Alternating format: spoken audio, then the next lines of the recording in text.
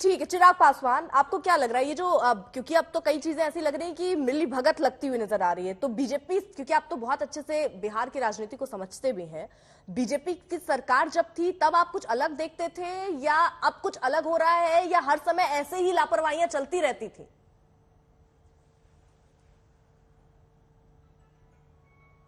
ये 2016 से जब से ये बिहार में ये कानून आया है शराबबंदी का, तब से निरंतरता में, मैं अपनी बात रखूंगा, मैं किसी दूसरे दल के बिहाफ पे बोलने के लिए अधिकृत नहीं हूं, पर मैं अपनी बात रखूंगा, तब से मैंने इस कानून के लूप होल्स को उजागर करने का मैंने काम किया। 2016 में भी हम लोग, अर्पिता जी उस वक्त विपक्ष में ही थे, यही गठबंधन था, हम लोग इधर एनडीए में थे, मुख्यमंत्री जी महागठबंधन में थे, विपक्ष में होने के बावजूद मैंने इस कानून का समर्थन किया था, पर उस वक्त भी मैंने ऐतराज खड़े किए थे। एक कानून को जब आप धरातल पर लाते हैं, उसकी तैयारी आपको करना जरूरी है। आज की तारीख में भी आप मुझे बताइए ना कि भाई बिहार में अगर कोई एल्कोहलिक है, किसी को शराब की लत है, तो कितने रिहैब सेंटर्स मुख्यमंत्री जी ने तैयार किए हैं।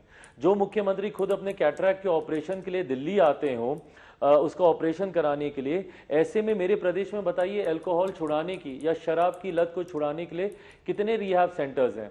हम लोगों ने इस दौरान निरंतरता में मुख्यमंत्री जी से आग्रह किया कि एक सर्वदलीय बैठक बुलाइए, इस कानून को कैसे और सशक्त करके धरातल पर उतारा जा सकता है, उस पर सब पार्टियां अपने सुझाव दें। हम भी भाई इस कानून का समर्थन करते हैं। बिहार जैसे राज्य में मैं मानता हूं कि इस कानून की जरूरत है, क्योंकि वहां पे लिटरेसी रेट बहुत लो है, लोग नहीं जानते इस तरीके के पदार्थों का सेवन करने के नुकसान फायदे क्या हो सकते हैं। तो जागरूकता लोगों के बीच में फैलाना जरूरी है। इन 6 सालों में मुझे बताएं मुख्यमंत्री जी ने कितने कैंपेन्स या कितनी ऐसी ड्राइव चलाई इसकी जागरूकता को लेकर कि लोगों को आप शिक्षित करें, उनको जानकारी दें कि भाई इन पदार्थों के क्या क्या हानिकारक प्रभाव हो सकते हैं। तो ऐसे में मुख्यमंत्री इस कानून को सिर्फ अपनी जिद के लिए वहां पर लेकर आए हैं, बट इनके लूप होल्स पे उन्होंने काम करना पिछले 6 सालों में कभी जरूरी ही नहीं समझा, और परिणाम स्वरूप हम लोग ये मौतें देख रहे हैं। माधव आनंद, आप भी मानते हैं कि क्या इसमें कोई लूप होल्स हैं इस कानून में, जिस पर अब इतनी मौतों के बाद कम से कम सरकार जाग रही है? क्या कुछ संशोधन की संभावना दिखती है आगे? है ऐसी कोई संभावना? अर्पिता जी, देखिए, कोई भी कानून बनता है तो उसमें संशोधन भी होते हैं, और शराबबंदी कानून में भी कई बार संशोधन हुए हैं, ये सबको पता है।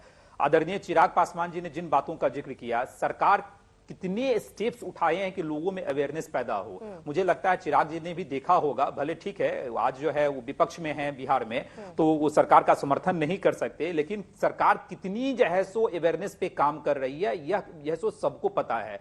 चाहे वो विज्ञापन के माध्यम से हो या जो है सो लोगों को जो है सो तमाम डोर टू डोर कैंपेन करने के माध्यम से। आदरणीय नीतीश कुमार जी तो खुद हर जिले का दौरा करके शराबबंदी पे कई बार बोले हैं, महिलाओं के साथ उन्होंने बातचीत की है, हर व्यक्ति चाहे समाज के सभी वर्गों के साथ उन्होंने बातचीत की। देखिए यहाँ कहां उठता है, ये लोग बार बार, मैं क्या बोल रहा हूं, कहने के लिए होती है, कुछ दस्तावेज सिर्फ कागज में होते हैं, लेकिन हकीकत में जब जमीन पर उतरिए तो हालात बदले नजर आते हैं। क्योंकि 80 से ज्यादा मौतें हुई हैं। अगर ये कहा जा रहा है कि वो जागरूक थे, लोगों को जागरूक कर रहे थे, लोग जागरूक हो रहे थे, शराबबंदी काम कर रहा है, इस तरीके से मौतों पर कर रहा है, तो बड़ा सवाल खड़ा होता है।